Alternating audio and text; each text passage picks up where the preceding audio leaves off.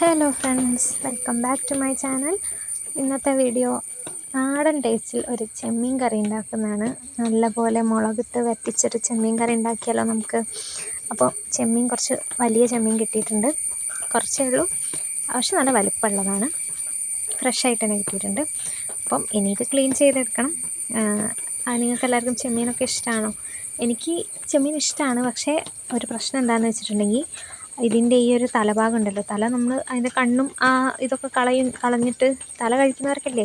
പക്ഷേ എനിക്കത് കഴിക്കാൻ പറ്റില്ല. എനിക്കത് കഴിക്കുമ്പോൾ വയറുവേദന വരും. നിങ്ങൾക്ക് ആർക്കെങ്കിലും അങ്ങനെ ഉണ്ടോ? അപ്പോൾ ഞാനതിൻ്റെ മറ്റുള്ള ഭാഗങ്ങൾ മാത്രമേ കഴിക്കൂ. തല എടുത്താലേ ടേസ്റ്റ് ഉണ്ടാവും, അങ്ങനെയൊക്കെയല്ലേ. അപ്പം തല കട്ട് ചെയ്ത് കളയില്ല, കണ്ണും ഒരു സംഭവം മാത്രം കട്ട് ചെയ്തിട്ട് കളയണം. അപ്പോൾ ഇത് ചെറിയ ചെമ്മീനൊക്കെ ആകുമ്പോൾ നമുക്ക് കട്ട് ചെയ്യാനും ഇങ്ങനെ ക്ലീൻ ചെയ്തെടുക്കാനും തൊലി കളയാനൊക്കെ ഭയങ്കര ബുദ്ധിമുട്ടല്ലേ. ഇതിപ്പോൾ വലിപ്പമുള്ളതുകൊണ്ട് പെട്ടെന്ന് കഴിയുന്നുണ്ട്. പക്ഷേ ഇതിൽ തന്നെ ചില ചെമ്മീനൊക്കെ ഉണ്ടാകും കട്ടിയുള്ള തൊലിയായിരിക്കും. അപ്പോൾ ഒന്നിങ്ങോട്ട് എടുക്കുമ്പോഴത്തേക്കും അത് വേഗം വരും. പക്ഷേ ഇതിൽ ചിലതൊക്കെ ഇങ്ങനെ ഭയങ്കര നൈസായിട്ടുള്ള തൊലികളൊക്കെ ഉള്ളതുണ്ട്. അപ്പോൾ അതിങ്ങനെ ഒട്ടിപ്പിടിച്ച് അങ്ങ് ഇരിക്കും. അപ്പോൾ അങ്ങനെയൊക്കെ എടുക്കണം. പിന്നെ ഇതിൻ്റെ വാലിൻ്റെ അറ്റത്തുള്ളതടക്കം ഒരു തരി പോലും പോകാതെ നമ്മൾ ക്ലീൻ ചെയ്തിട്ടെടുക്കുക. എല്ലാവരും ചെയ്യുന്നതാണ്.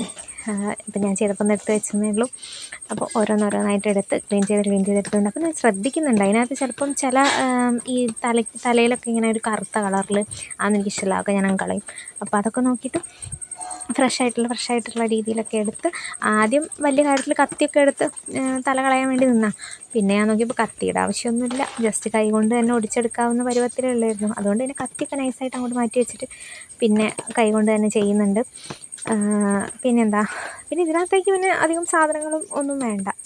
നമുക്ക് കുറച്ച് ഉള്ളി, തക്കാളി, പച്ചമുളക്, വെളുത്തുള്ളി, കറിവേപ്പില, മല്ലിയില, മുളക് പൊടി, മഞ്ഞൾപ്പൊടി, മല്ലിപ്പൊടി, അങ്ങനെ കുറച്ച് സാധനങ്ങളൊക്കെ മതി.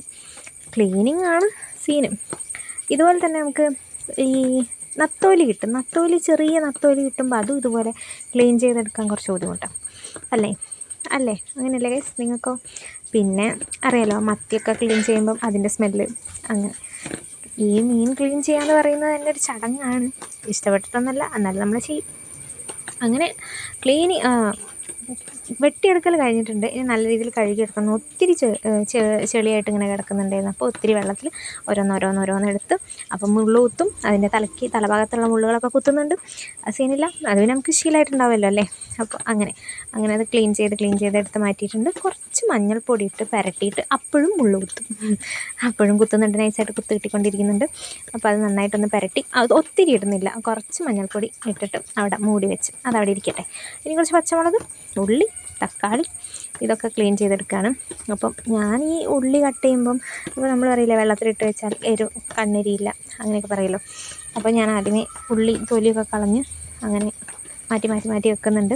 പിന്നെ ഇവിടെ അമ്മ ചെയ്യുന്ന ടെക്നിക്ക് വെച്ചാൽ ശ്വാസം വലിച്ച് വിടും ഉള്ളി കട്ട് ചെയ്യുമ്പോൾ. നിങ്ങൾ ട്രൈ ചെയ്ത് നോക്കൂ കേട്ടോ. എൻ്റെ അമ്മ പറഞ്ഞിട്ട് ഞാൻ അങ്ങനെ ചെയ്യാറുണ്ട്. അപ്പം അധികം കണ്ണെരിയാറില്ല. നിങ്ങൾ ട്രൈ ചെയ്ത് നോക്കുക. അല്ലാതെ വെള്ളത്തിലിട്ട് അങ്ങനെ ചെയ്യാറില്ല. നന്നായിട്ട് ഇതൊന്ന് കഴുകിയെടുക്കുന്നുണ്ട്. ഉള്ളി കട്ട് ചെയ്യുന്ന സമയത്ത് ശ്വാസം നന്നായിട്ട് വലിച്ചെടുത്ത് വിടുക. അത് നമുക്ക് ബ്രീത്ത് ഇൻ ബ്രീത്ത് ഔട്ട് എന്നുള്ള പോലെ ചെയ്താൽ അധികം എരിയുന്നില്ല. ഇതറിയാത്ത ആരെങ്കിലും ഉണ്ടെങ്കിൽ ട്രൈ ചെയ്ത് നോക്കൂ കേട്ടോ. തക്കാളി പിന്നെ സീനില്ല, തക്കാളി പെട്ടെന്ന് കട്ട് ചെയ്തെടുക്കുന്നുണ്ട്. കട്ടിങ് കഴിഞ്ഞിട്ട് വേണം നമുക്ക് കുക്കിങ്ങിലേക്ക് കിടക്കാൻ. അപ്പം ഓരോന്നെടുത്തിട്ട് ചെയ്തെടുക്കുന്നുണ്ട്.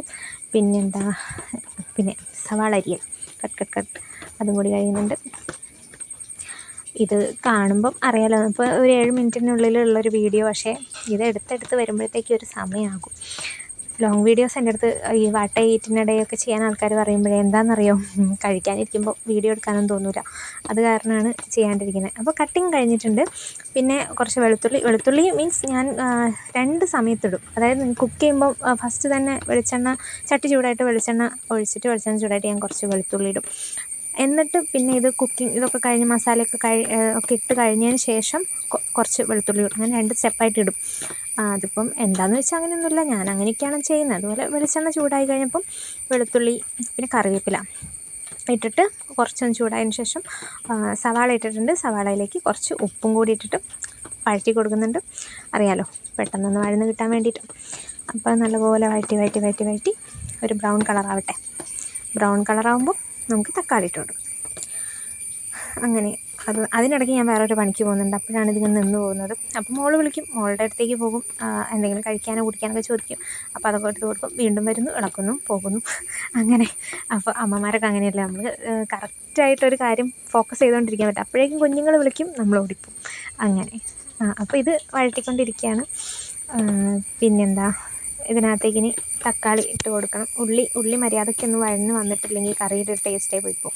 പിന്നെ തക്കാളിയും പച്ചമുളകും കൂടി ഒരുമിച്ചിട്ട് കൊടുക്കുന്നുണ്ട്. ഇഞ്ചി ഇതിനകത്ത് നിങ്ങൾ കണ്ടിട്ടുണ്ടാവില്ല, ബിക്കോസ് ഇഞ്ചി തീർന്നിരിക്കുകയാണ്, അതുകൊണ്ട് ഇഞ്ചി സ്കിപ്പാക്കി. പിന്നെ കടുക് ഇടുന്നവരുണ്ടാവുമല്ലേ, വെളിച്ചെണ്ണ ഒഴിച്ചിട്ട് കടുക് ഇട്ട് പൊട്ടിക്കുന്നവരുണ്ടാവും. ഞാൻ കടുകൊന്നും ഇട്ടിട്ടില്ല, വേണ്ടെന്ന് തോന്നി, അതുകൊണ്ട്. പിന്നെ സവാള, തക്കാളി, പച്ചമുളക്, കറിവേപ്പില, വെളുത്തുള്ളി, ഇത്രയും സംഭവങ്ങളാണ് വഴന്നുകൊണ്ടിരിക്കുന്നത്. അപ്പോൾ അതവിടെ നിന്ന് ആയിക്കൊണ്ടിരിക്കുന്നുണ്ട്.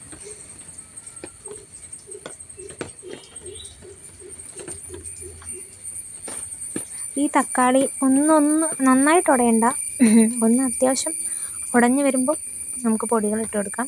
മുളക് പൊടി എരിവിനനുസരിച്ച്, ഇവിടെ കുഞ്ഞൊക്കെ ഉള്ളത് കാരണം നമ്മൾ അത്രയ്ക്ക് അങ്ങോട്ട് എരിവിടാറില്ല. മല്ലിപ്പൊടി, മഞ്ഞൾപ്പൊടി, ഉപ്പ് കുറച്ചല്ലേ ഇട്ടിട്ടുണ്ടായിരുന്നുള്ളൂ.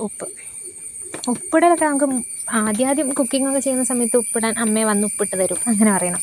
ഇപ്പോൾ പിന്നെ എല്ലാവരും സ്പെഷ്യലിസ്റ്റ് ആയി കഴിഞ്ഞിട്ടുണ്ടാവും. ഒരു സ്റ്റേജ് കഴിഞ്ഞാൽ പിന്നെ ഉപ്പ് നമ്മൾ ഇട്ടിട്ട് പിന്നെ നോക്കണമെന്ന് പോലുമില്ല, കറക്റ്റായിരിക്കും.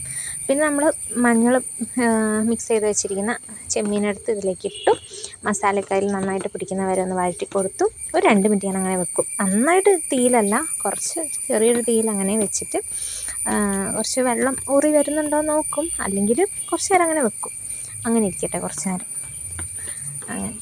ഇത് ചെമ്മീൻ പിന്നെ ഇവിടെ എങ്ങനെയാണ് വെക്കുകയെന്ന് വെച്ചിട്ടുണ്ടെങ്കിൽ, തേങ്ങ അരച്ചിട്ട് അതിനകത്ത് എന്താ പറയുക, മുരിങ്ങക്കായ് അതൊക്കെ ഇട്ടിട്ട് ആ രീതിയിലും വെക്കാറുണ്ട് ചെമ്മീൻ.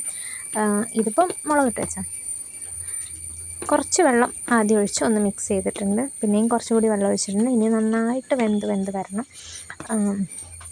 നന്നായിട്ട് വേവാതെ കഴിച്ച് കഴിഞ്ഞിട്ടുണ്ടെങ്കിൽ വയറുവേദന സീനും കാര്യങ്ങളൊക്കെ വരും. അത് കാരണം അതിനിടയ്ക്ക് ഞാൻ വെളുത്തുള്ളി ഇട്ടിട്ടുണ്ടായിരുന്നേ, അത് വീഡിയോയിലുണ്ടോ ഇല്ലയോ എന്ന് ഉറപ്പില്ല, ചിലപ്പോൾ ഞാൻ എടുത്ത് കാണില്ല. പിന്നെ കുറച്ച് കറിവേപ്പിലയും കുറച്ച് വെളുത്തുള്ളിയും കൂടി ഇട്ട് കഴിഞ്ഞു, കുറുകി സെറ്റായി കഴിഞ്ഞിട്ടുണ്ട്. Food ready guys. സൂപ്പർ ടേസ്റ്റിൽ ചെമ്മീൻ ഫ്രൈ റെഡി.